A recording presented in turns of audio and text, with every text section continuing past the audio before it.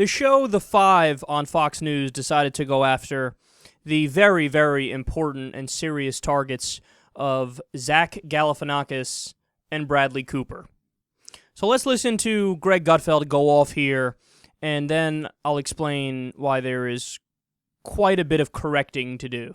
Was Bradley Cooper and ultimately Zach Galifianakis, what were they doing at the White House? I'll tell you what, they're tools. That's all they are. Literally and figuratively, they are predictable tools selling a product they don't use. Which is nothing new. Celebrities sell things that they don't use all the time, except this product happens to be coercive. They're actually selling a burden that they are immune from. Could you imagine if they supported the troops in this manner, troops in conflict? If they supported troops the way that they supported government programs, imagine that in Hollywood. But this begins the orchestrated media portrayal of Obama's vindication. They spent months saying that this thing was a disaster, as though it was this ugly, ugly caterpillar. But now it's blossomed into a butterfly. This plot was already written. The media knew this was going to go up like this. It was all set. Yeah, and what, Greg? Would you rather it fail? Would you rather people not have health care? You would, right? Because as long as it's a Democratic president that proposes something and it gets implemented, you don't want it to be successful, right? I mean, I think the answer to that question is unfortunately pretty obvious. But I'm going to put aside the absurdity and the stupidity of rooting for people to not get health coverage, and let's go through some of the other really, really pathetic comments. He said, they're tools. They're literally tools. Good point. Here's a picture of Bradley Cooper. Yeah, that would be a literal tool. That would be a hammer.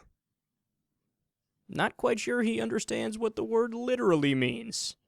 But then again, I'm not one to talk. I'm sure I've made that mistake before, too, because I know I use the word a lot also.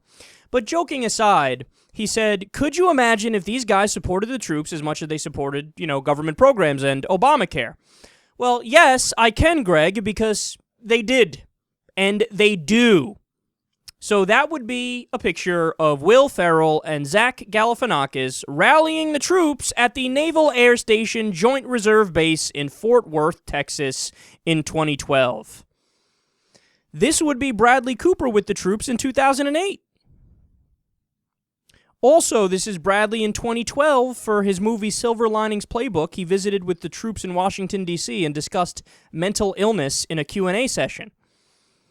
So here's the point, man. If Greg Gutfeld is a man and he isn't a coward, he'll come out and apologize with no hedging, no ifs, ands, or buts about it. Just he'll come out and say, I was wrong. I sincerely apologize to Zach Galifianakis and Bradley Cooper for my factually incorrect comments.